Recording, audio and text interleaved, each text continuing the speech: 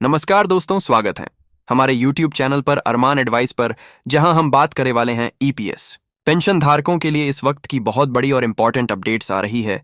EPS 95 pension भोगियों के लिए यहां पर जो है शानदार तोहफा बताया जा रहा है। 78 लाख पेंशन भोगियों के लिए बड़ी खबर है।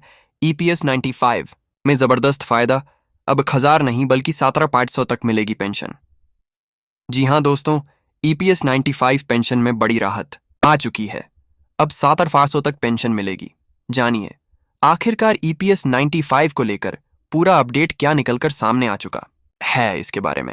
इसी के साथ साथ दोस्तों हम बात करने वाले हैं, ब्रेकिंग न्यूज निकलकर आ रही है। ओल्ड पेंशन योजना को लेकर फिर से लागू करने का फैसला, कर्मचारियों में खुशी। तो दोस्तों, पुरानी पेंशन योजना को लागू करने के फैसले को लेकर क्या बड़ी खबर आ रही है, किस तरीके से कर्मचारियों में खुशी बताई जा रही है, इसके बारे में बात करेंगे। वहीं बात करेंगे कर्मचारी भवन से निधि संगठन के खाता धारकों के लिए बहुत ही जरूरी खबर की जा रही है उनसे, ये बड़ी अपील। तो दोस्तों, ईपीएफओ के खाता धारकों के लिए क्या खबर है और उनसे कौन सी अपील की जा रही है, इसको लेकर क्या बड़ी खबर निकल कर आई है, इसके बारे में भी आज की इस वीडियो के अंदर बात करेंगे। इसलिए हम सभी पेंशन धारकों से निवेदन करते हैं कि दोस्तों आज की इस वीडियो को लास्ट तक जरूर देखिएगा, और साथ ही हमारे चैनल पर पहली बार विजिट कर रहे हैं, वीडियो को पहली बार देख रहे हैं, तो दोस्तों चैनल को सब्सक्राइब कर दीजिए और वीडियो को लाइक जरूर कर दीजिए।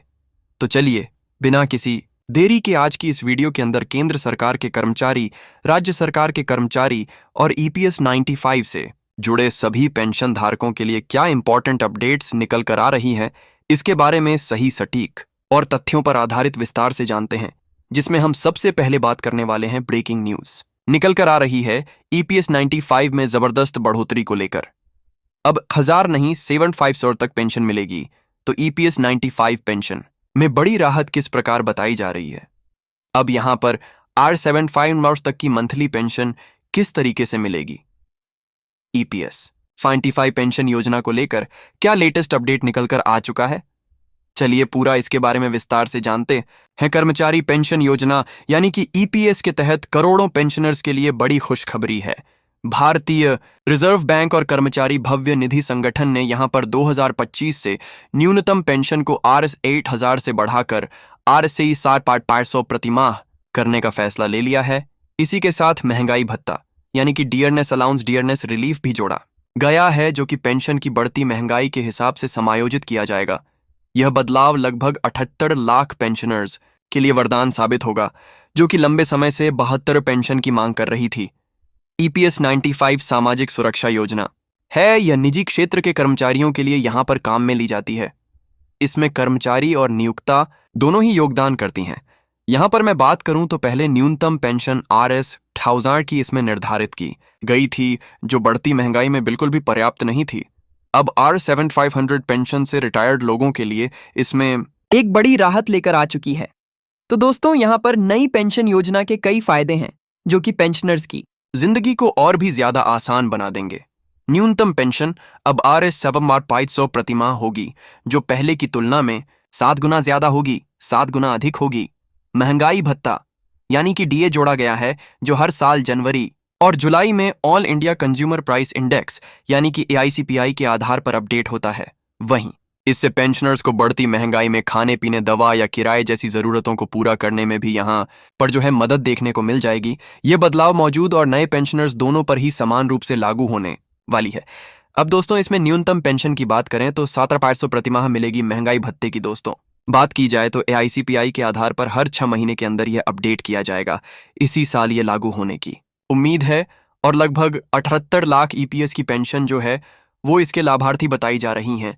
7 लाख पेंशन धारकों को इसका लाभ देखने को मिल जाएगा। दोस्तों कैसे बढ़ेगी आप सभी की पेंशन के अंदर कितनी और किस प्रकार बढ़ोतरी होगी, चलिए इसके बारे में बात करते हैं। मौजूद पेंशनर्स को नई पेंशन के लिए अलग से आवेदन करने की कोई भी प्रकार की जरूरत नहीं होगी। बढ़ी हुई पेंशन अपने आप आपके आधार से जुड़े बैंक खाते में जमा होगी। हालांकि अगर केवाईसी या बैंक डिटेल अपडेट नहीं है तो पेंशन में देरी हो सकती है। इसके लिए आप ईपीएफओ की वेबसाइट या फिर दोस्तों उमंग ऐप पर अपनी जानकारी चेक करके अपडेट कर सकती हैं। नए रिटायर्ड होने वाले कर्मचारी जो उसके बाद यहां पर रिटायर्ड होने वाले हैं, लागू होने के बाद जो ईपीएस में शामिल होंगे, उन्हें भी यह लाभ देखने को मिलेगा। इसमें दोस्तों पेंशनर्स की मांग पूरी हो रही है, इसको लेकर बात बताई जा रही है पिछले कई सालों से ईपीएस 95 पेंशनर्स और ट्रेड यूनियन ने सरकार से पेंशन बढ़ाने की मांग की थी। जनवरी 2025 में ईपीएस 95 नेशनल एजुकेशन कमेटी ने वित्त मंत्री निर्मला सीतारमण से मुलाकात की और आरसीआर 500 की न्यूनतम पेंशन के साथ डीए और मुफ्त चिकित्सा सुविधा की मांग रखी। सुप्रीम कोर्ट के अप्रैल 2025 के फैसले से इस मांग की ओर मजबूती दी। यह बदलाव न केवल पेंशनर्स की आर्थिक स्थिति सुधारेगा बल्कि उनकी जीवन में सम्मान और स्थिरता भी यहां पर लाने वाला है। इसको लेकर यह बड़ी अपडेट हाल फिलहाल में आप सभी के लिए निकलकर सामने आ चुकी है। वहीं अगली बड़ी अपडेट की बात करें तो ओल्ड पेंशन योजना को लेकर फिर से लागू करने का फैसला, कर्मचारियों में खुशी की लहर। तो दोस्तों, ओपीएस को लेकर क्या बड़ी खबर आ रही है, इसके बारे में बात करें तो जैसा कि आप सभी जानते होंगे, जो सरकारी कर्मचारी हैं वैसे भी जानते होंगे कि पुरानी पेंशन योजना क्या है। आपको बता दें कि अगर सरकार इस विषय पर फैसला लेती है तो पुरानी पेंशन योजना को दोबारा शुरू किया जाएगा। यह सरकारी कर्मचारियों के लिए एक वरदान की तरह साबित हो सकती है, क्योंकि पुरानी पेंशन योजना के तहत यहां पर रिटायरमेंट के बाद सरकारी कर्मचारियों को उनकी निश्चित इनकम यहां पर मिलती रहेगी। सरकारी कर्मचारी जब रिटायर्ड हो जाते हैं तो उनके बाद बुढ़ापे का सहारा एकमात्र पेंशन होती है। और आपको पता है कि पुरानी पेंशन योजना यहां पर जो है आप सभी के लिए बंद कर दी गई थी। यह योजना हाल ही में जो है शुरू होने की इसकी कगार पर बताई जा रही है। अब दोस्तों, ओपीएस को लेकर अपडेट की बात करें तो पुरानी पेंशन योजना को लेकर एक बड़ी खबर सामने आ रही है।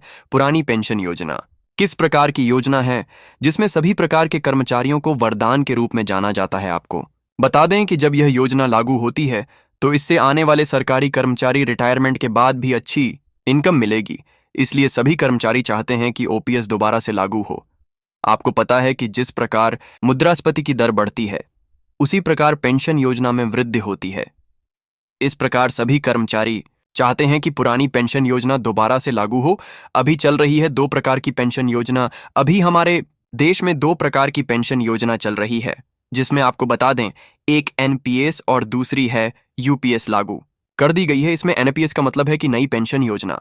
नई पेंशन योजना के अंतर्गत जो पेंशन सरकारी कर्मचारियों को दी जाती है उन्हें निश्चित दर तय नहीं होती। आपको बता दें कि इसमें कोई निश्चित राशि तय नहीं है, यानी कि जो पेंशन मिलेगी उसमें कोई फिक्स पेंशन नहीं होगी, कितना आपको यहां पर लाभ मिलेगा। वहीं दोस्तों, यहां पर अभी सरकारी कर्मचारियों के लिए जिस प्रकार एनपीएस और यूपीएस लागू की गई है उस प्रकार ऑफ यहां पर ओपीएस लागू करने को लेकर ऑप्शन होना चाहिए, ताकि जो सरकारी कर्मचारी जिस प्रकार यूपीएस योजना में सरकारी कर्मचारी 25 साल तक सेवा करके उसके 50% पेंशन के रूप में दिया जाएगा, इसी प्रकार ओपीएस के अंदर दिया जाएगा। देश के कई राज्यों में ओल्ड पेंशन योजना को लेकर लगातार मांग की जा रही है। जिस प्रकार मध्य प्रदेश, उत्तर प्रदेश, राजस्थान, बिहार, दिल्ली आदि राज्यों के लोग लगातार सरकारी कर्मचारी यह मांग उठा रही हैं कि ओल्ड पेंशन योजना को फिर से लागू किया जाए और उन्हें इसका लाभ जो है वो तय सीमा के अंदर मिलना चाहिए।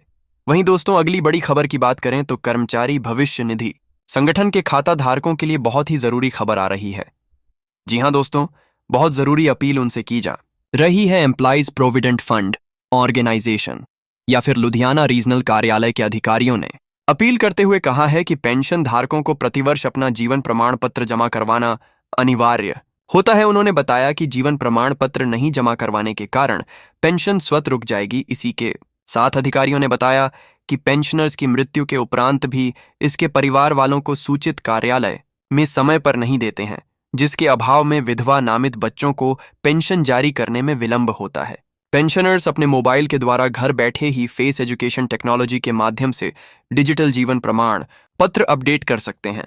जीवन प्रमाण पत्र अब वर्ष में कभी भी जमा किया जा सकता है, जो जमा करने के बाद साल भर तक आपका वैध माना जाएगा।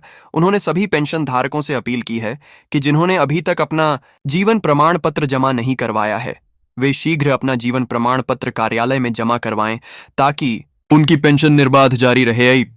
कोई भी प्रॉब्लम पेंशन के अंदर नहीं आए। अगर यहां पर जमा नहीं किया गया तो आपकी पेंशन अपने आप ही रुक जाएगी।